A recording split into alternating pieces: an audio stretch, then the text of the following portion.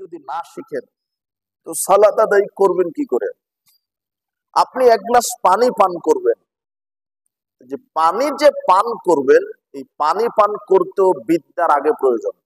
এক গ্লাস পানি পান করবেন কিভাবে তার ব্যাপারে বিদ্যা আছে, ইলম আছে, জানেন? এখন আপনি যদি না জানেন তাহলে আপনি এক গ্লাস পানি পান করতে শিখবেন না। আজকে আমার কথাগুলি খুব মনোযোগ দিয়ে শোনার চেষ্টা করবেন, কষ্ট করে শুনবেন, ধৈর্য সহকারে শুনবেন। আপনার ছেলেকে জাতিগত বিদ্যায় শিক্ষিত করে কি লাভ? সে যদি কোরআন হাদিসের বিদ্যাটা যদি না জানে তাহলে ওই শিক্ষার কোনো লাভ নেই, মূল্য নেই।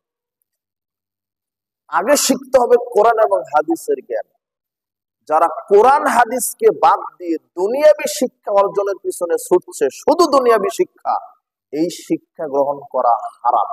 কি বললাম? কারণ আগে বলছেন ইকরা বিসমি রাব্বিকাল্লাযী খালাক, আগে তুমি তোমার প্রতিপালকের নামে পড়াশোনা করো, অর্থাৎ কোরআন হাদিস, তারপরে অন্য বিদ্যা। কোরআন হাদিসের বিদ্যা ছাড়া পৃথিবীতে যত বিদ্যা আছে এগুলি বিদ্যা নয়, এগুলি ভ্রান্ত, এগুলি ভুয়া বিদ্যা। এই বিদ্যা দিয়ে কিছু হবে না। দুনিয়াতে সাময়িক কিছু চলতে পারবেন, কিন্তু এই বিদ্যা দিয়ে আপনি পরকাল পাড়ি দিতে পারবেন না। পরকাল পাড়ি দিতে গেলে কোরআন হাদিসের বিদ্যা লাগবে, বিদ্যাই লাগবে, তাহলেই আপনি পরকাল পাড়ি দিতে পারবেন। আসল বিদ্যা হচ্ছে কোরআন এবং হাদিসের। আপনি বলেন আমার ছেলেটা অনেক ডিগ্রি অর্জন করেছে, বিসিএস ক্যাডার হয়েছে, আমার ছেলেটা আইনজীবী হয়েছে, সচিব হয়েছে, আমার ছেলেটা এমপি হয়েছে, মন্ত্রী হয়েছে। এই ডিগ্রি দিয়ে কি লাভ যদি সে অজু শিখতে না জানে, যে অজু শিখেনি, যে সালাত আদায় করতে জানে না, সে ভাত খেতে জানে না, সে ঘুমাতে জানে না, সে পেশাব পায়খানা করতে শিখেনি, সে পোশাক গায়ে দিতে শিখেনি। এগুলি কোথায় শিখবেন? স্কুল কলেজে এগুলি শেখায়? সালাত কিভাবে আদায় করা লাগে এটা কোথায়? তো আপনার ছেলেকে আপনি বিশেষ ক্যাডার আগে বানালেন কেন? আগে সালাত শিক্ষা দেওয়া লাগতো, আগে অজু করা শিক্ষা দেওয়া লাগতো। এক গ্লাস পানি কিভাবে পান করতে হয়? আপনি বলছেন আমার ছেলে খুব শিক্ষিত, খুব বড় ডিগ্রি নিয়েছে, বিসিএস ক্যাডার, কিন্তু এক গ্লাস পানি পান করতে পারবে না। এক গ্লাস পান করতে কয়টা বিদ্যা লাগে? না, গণেন তো দেখি। এক, ডান হাতে ধরতে হবে, গণেন হাত, ডান হাত। দুই, বসে। তিন নম্বর বিল্লাহ। চার নম্বর তিন নিঃশ্বাসে। এটা তিন নম্বর হলো নাকি? চার। পাঁচ নম্বর গ্লাসে ফু দেওয়া যাবে না,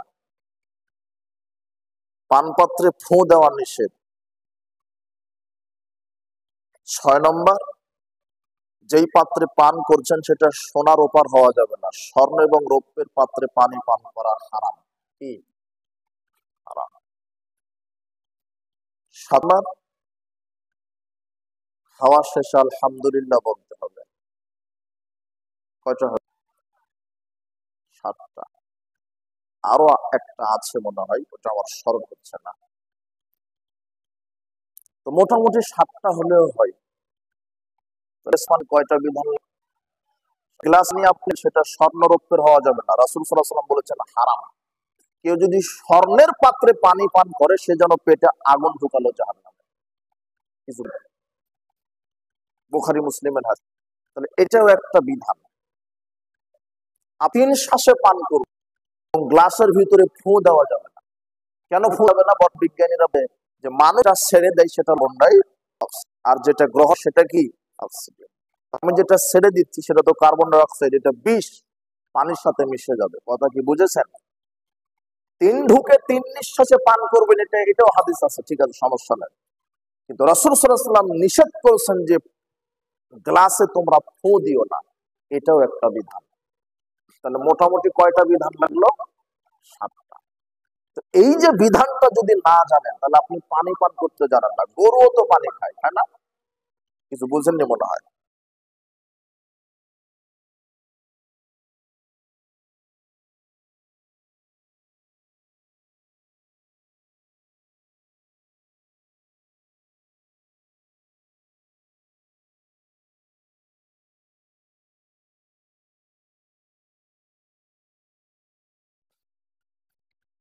ছাগল গরু পানি খায় না, তো আপনি বিশেষ ক্যাডার হয়ে কি হলেন? আপনি বাম হাত দিয়ে খালেন, বিসমিল্লাহ বললেন না, আবার দাঁড়িয়ে খেয়ে নিলেন।